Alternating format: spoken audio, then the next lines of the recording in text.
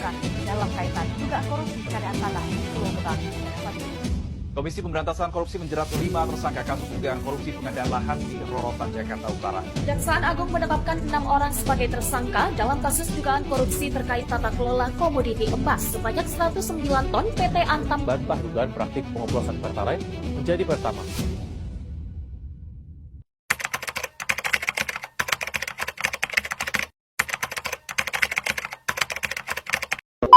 Wah, kasus-kasus korupsi tadi buat kita mikir ya, sebenarnya korupsi itu adalah masalah pribadi atau sistematis yang terjadi di masyarakat kita.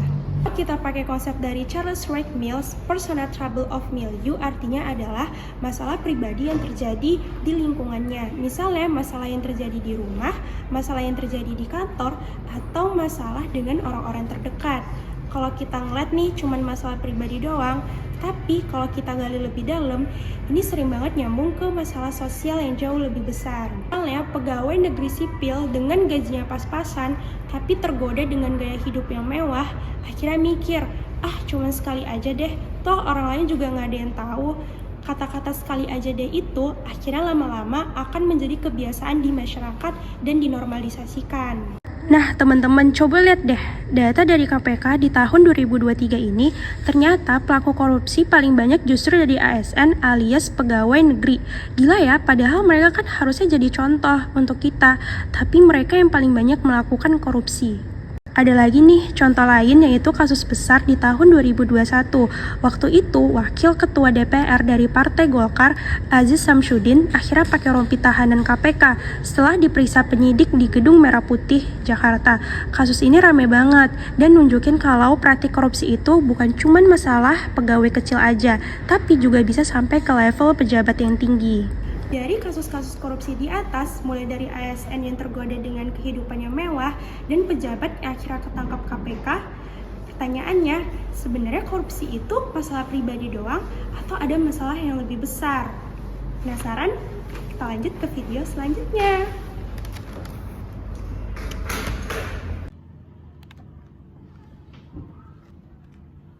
Kalau kita lihat lebih luas dari data di atas, ini bukan sekadar masalah satu orang, melainkan sudah menjadi public issue of structure, yang artinya korupsi sudah menjadi masalah sosial di negara kita. Contoh laporan Transparan Internasional tahun 2023 yang menempatkan Indonesia peringkat 115 dari 140 negara dan mendapat skor hanya 34/10 di CPI.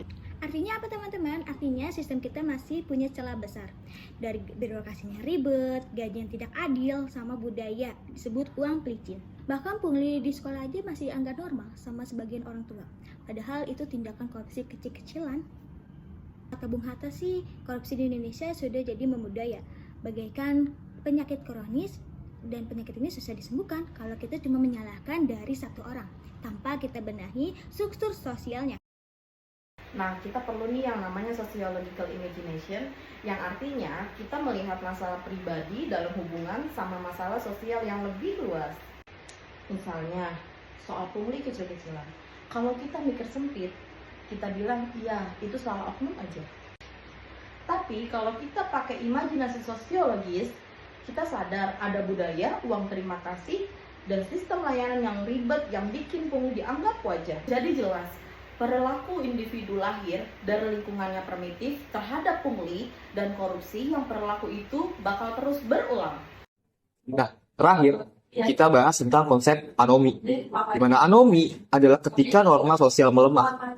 Orang bingung nih, mana yang benar, mana yang salah. Istilah ini diperkenalkan oleh Emile Durkheim, sosiolog Prancis yang meneliti tentang perubahan sosial dan dampaknya terhadap perilaku masyarakat. Nah, contoh gampangnya dalam kehidupan sehari-hari, ketika kita melihat tetangga kita bisa kaya karena hasil korupsi dan nggak kena hukuman, akhirnya kita jadi berpikir deh, kalau dia bisa, kenapa gua nggak bisa? Bahkan, indeks perilaku anti korupsi BPS tahun 2023 turun jadi 3,92 dari skala 0 sampai 5.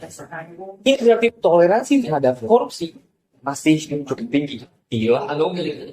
Hukum ada, tapi tidak ditegakkan. Norma ada, tapi tidak dipatuhi.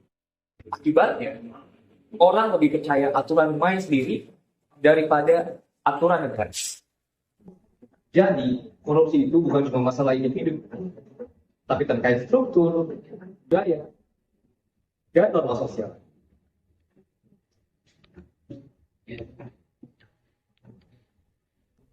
Kalau individu terus-menerus salah langkah, struktur yang bobrok, imajinasi sosiologis yang kurang, plus kondisi anomi, maka korupsi bakal susah untuk diberantas.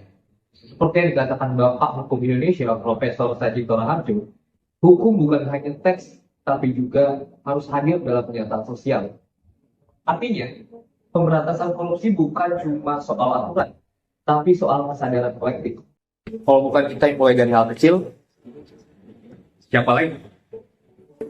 Corruption kills trust, and without trust, society collapses.